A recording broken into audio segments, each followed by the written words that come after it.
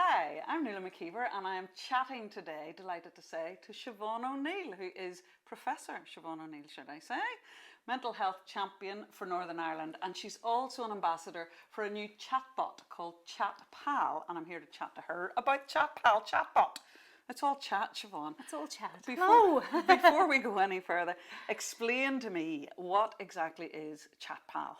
Okay, so ChatPal is an app, so it's on your phone, and it's an app that supports well-being, good mental health, and it uses a chatbot to do that. So you type in, it's like having a conversation with a computer, and the ChatPal app is very open and honest about the fact that it is a robot, it's a computer, it's not real, so it tells you that, which is quite funny. But it also helps you through conversation to promote your own well-being, to look after yourself and to manage your mental health. So this is not about treating mental illness. It's not for people who are in a crisis, who need support with their mental health, and certainly not for people who are feeling suicidal, but for the likes of us who are just interested in things that we can do on a day-to-day basis to support our well-being. It's actually really good and it's really clever, and there's all sorts of little tips and tricks in there that you can learn from as you use it. And it's a bit like lots of us have these Fitbits, and other brands are available, different things like that, where we're constantly monitoring our physical process and progress. So is it something along those lines, as you say, it's not about waiting for a crisis to intervene, it's about consistently taking care of the mental side of your health, the mental emotional side? Yeah, it's about keeping ourselves well and avoiding mental health problems like depression and anxiety, which can come, through, we're going through a pandemic right now, so there's lots of things to feel stressed and scared about. This is really about reminding your brain of what gives your life joy and meaning, what you're grateful for. It's trying to wire in some real positive emotions of gratitude, and the research shows that over time, if you do this kind of thing, it does prevent you from sinking down into depression or from having those anxiety responses that can lead us down the road of mental health problems. Trying to head people off at the pass before they're going to need it. I was going to ask you, does it work alongside existing traditional mental health services? And if so, how does it fit in with them? Well, mental health services would traditionally be for people who have the signs, even the early signs of a mental illness. So what we would say is this is a good thing to use whilst you're going through maybe treatments or counselling or support for your mental health, but it's not a treatment. It's designed really to keep you well and maybe support you in your recovery. So after you have come through a period of treatment for a mental health problem, then this is about recognising the signs when the way you're thinking is starting to go wrong again. So it's about keeping yourself well. So it could be at the early signs of mental health problems, or when you're on that recovery journey, but it's certainly not a treatment for mental illness. But what it does really well, and it's using all of the evidence about what we know that keeps us well. It's using that to promote positive well-being. So it's really quite clever in that sense. And what are some of the advantages of using something like a chatbot, an app, and online? It's there 24/7, perhaps, is one of the obvious advantages. What are some of the other advantages that you see to it? Well, the fact it's on our phone, it's accessible. A lot of us spend the evenings kind of scrolling through and looking at apps on our phones. So this is an alternative to all the doom scrolling that we might otherwise engage in. So it's there, it's in a place that's accessible for us. So that's one of the benefits. There's also some research evidence showing that people actually like engaging with robots. Whenever they're thinking about their own mental health and well-being. It can be difficult to talk to a real human about things, about why we're feeling a bit low, and there's some evidence that certain groups of people disclose things earlier to a robot when when it's not a person that's going to be judging them. It is that machine. So people will try it out for that reason as well. But it is no replacement now for human contact. In fact, a lot of the things that the app would be directing you towards would be about fostering those meaningful relationships so that you get that face-to-face connection. With other people? You don't mean with a mental health person, you just mean in general, it's not a replacement for friends and contact and going out and doing things. Yeah. That's it. It's about, because we know that we need those social networks to stay well as well. You know, so it's supporting you to do that, to work out who your real life social supports are. And also then if it, you know, if there was stuff that you were saying that was worrying, then it would direct you to seek guidance for your mental health and treatment for mental illness and those sorts of things. But it's very much in that sort of wellness space, and it's about supporting you to do the things in the real world that are going to keep you well, and that includes things like staying active, reminding yourself of your goals, setting your personal goals, and then human relationships too are part of that. I mean, I know that from reading some of the information about the research, some of this is aimed particularly at people who may be feeling isolated, living in rural areas. Is that somewhere where you see technology can step in and take up the slack, because we just don't have enough coverage really in terms of groups and individual face-to-face connections in the mental health world? Well, we know that loneliness is really toxic. It's really damaging. Isolation is harmful to our mental health and well-being. We need those social connections.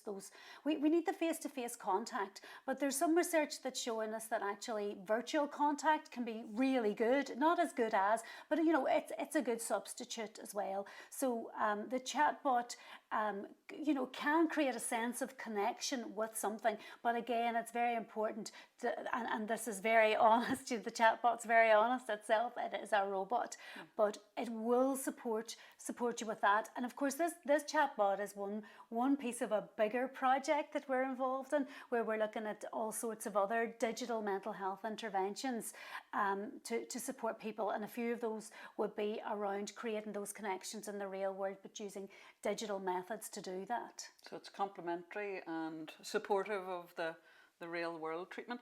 Do you see a generational difference? I mean, would there be a sense that older people might be resistant? I know when I first heard about it, there's a little bit of me is not great on the Zoom. I'm not so interested in the technological side. Having said that, people who are younger, who brought up with technology, you know, they want to do things in the middle of the night. If they want to do things in the middle of the night on their phones or on their laptops, I mean, are you conscious that there's a group of people that needs to be won over, or do you think this is very acceptable to most people? I mean, the digital divide, I think, actually has lessened a bit as a result of the COVID pandemic, because we in order to connect, we needed to use digital technology. So I think that digital divide is less than it was previously. But I think there are groups within our population who are reluctant to use devices as a replacement for human contact. And you know, in many ways, that's actually very, very sensible, because real human contact is what we need, and it's what's best for us. But when that's not possible, actually, our digital devices are a good second best option. And particularly if you have a smart digital device that's directing you to the right sources of help, you know, that's actually going to be really useful as well. But no replacement for human contact. And I think there are some people who will be very suspicious of this and thinking, well, are we going to try and use these things as a replacement for that face-to-face therapeutic interventions? And we know the relationships there. There is a fear that AI is going to stop anybody being used. You know, there'll be no more human beings. Everything will be robotic, and that there won't be any human contact. So would you reassure people that it's not about replacing? Absolutely not about replacing human contact, but those human relationships are so powerful and so important to healing and recovery. For people with mental health problems, then that actually can never be replaced. But when that's not available, this can be a nice little add-on, you know. And as I say, it can do things, you know. Human contact means that we have to disclose things, we can feel vulnerable. With a chatbot, there's less of that, so it does have those benefits. Yes, I can see. I mean, I've done a little bit over time, meditation apps, you know, relaxation apps, and there is something about that you do it on your own time. You could be lying in bed at night, which can be a time when people feel very alone or lonely even. But there's an intimacy and a closeness in a way. It's almost like you're talking to yourself, or if you're a praying kind, you're talking to God, or you're, you know, there's a sense that there is someone there listening. And I think we all need that. We'll create that sense. Even the little bit I did on ChatPal the other day, just to give it a go. You know, okay, it's telling me I'm just a robot, but it's asking me questions and calling me by my name. And I mean, call me silly, but I'm thinking, yeah, I kind of get a sense of that there is somebody who's answering me when I put out a question or when I go to say something. And to be honest, I suppose that's something that a lot of people, it's all that's missing sometimes, is just someone to listen. I think that's a really good point. I would also say that it promotes your own self-awareness as well, because it asks you questions that make you think in a particular way. So that when I was doing it, it asked me to write down things I was grateful for, and I found myself, as I was writing them down, smiling.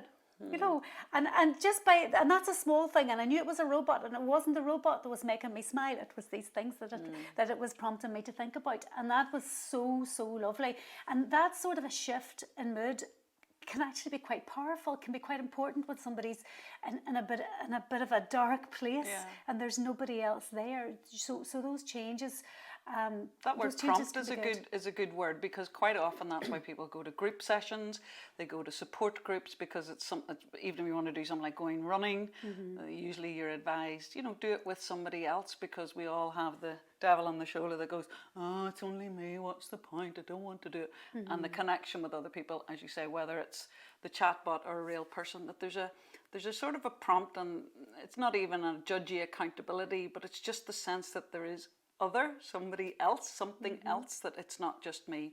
But that's something else is reminding you about a goal that you've set for yourself. So it's nearly like your own kind of, you're accounting to yourself in some ways, which is, I think, a really like you promised that you would do this, and you've set this reminder to do this thing at a particular day, and this is your goal that you thought, so it's a reminder of that, of where you were. And if you it beats procrastination in that sense. Yeah, and if you go wrong, is it like the sat nav, say you don't do it, or you give up, or does it, instead of going, what are you doing, you should have turned left back there, and you said you would do, does it just take you where you're at and say, okay, this is where we're at, where do you want to go now? Yeah, even when you feel sad, and you tell it that you're feeling sad after having done something, that it goes, okay, well, let's see what else we can do now. And you can imagine if that was a real world therapist, you might not want to say, well, actually, this didn't help me.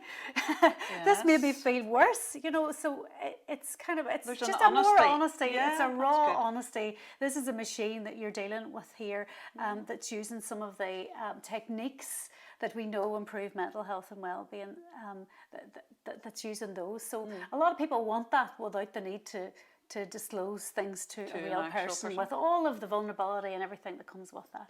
So finally, just going to ask you this. I mean, given the constraints of budgets, nobody ever has enough money to do everything. There's never enough money for mental health services out there. People might say, why are you putting money into something like this? Would it not be better being put into responding services?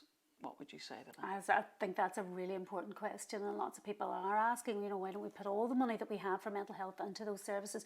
And I suppose things like this, it's important to point out that this isn't funded through the Department of Health, so it's not coming from a health budget. This is funded through research, it's European funding for research on how to improve connectivity for people who live remotely. So it's a special fund for that purpose, and I think it's great that we're able to lever in money from those kinds of sources to support mental health. So it's additional stuff. And the other thing is that we know that early intervention pays off. If we can help people to stay well, to recognise themselves whenever things are starting to slip, and to get help early, and to build into their lives those simple techniques and strategies that will help prevent mental illness, then that is money that's well invested, so we're not requiring those treatments at the other end. And it also, if we put enough in there, we'll reduce the numbers of people come through with mental health problems, and we'll be able to deliver services and those face-to-face sophisticated interactions, engagements that are therapeutic, that are counselling, psychotherapy, that we'll be able to actually, our mental health workers will be devoting their time to that rather than the earlier stuff and to support. And it supports recovery.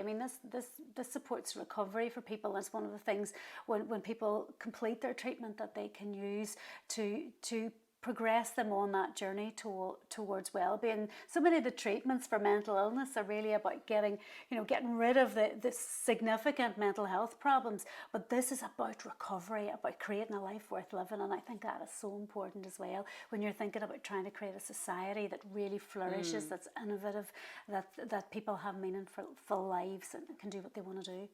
So to use a term politicians use a lot, you know, it's one thing to win the war, it's another one to win the peace. So this is kind of how to win the peace after the battle has been won. Yeah, this is how to get your life back and prevent the mental health problems that do again. hold us back. Yeah. Well, if you're interested enough to want to find out more about the ChatPal app and try it for yourself, you can do so very easily. Just go online and look up ChatPal Project. That'll take you to the website, and there's a link there to download the app. And furthermore, if you would really like to be involved in a research study that's going to be happening in early 2022, you can do so by following the links on ChatPal Project. Thank you, Siobhan, for chatting to us today. That's been very interesting, and we wish you all the best with ChatPal. Thank you, Noah.